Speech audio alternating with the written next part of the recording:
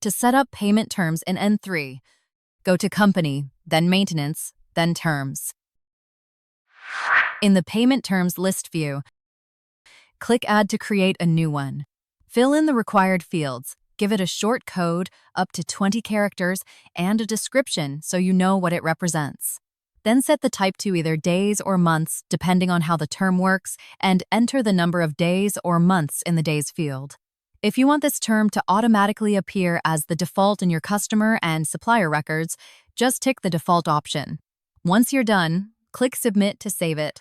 To edit an existing term, simply click its code from the list, update the fields you need to change, and hit Submit again.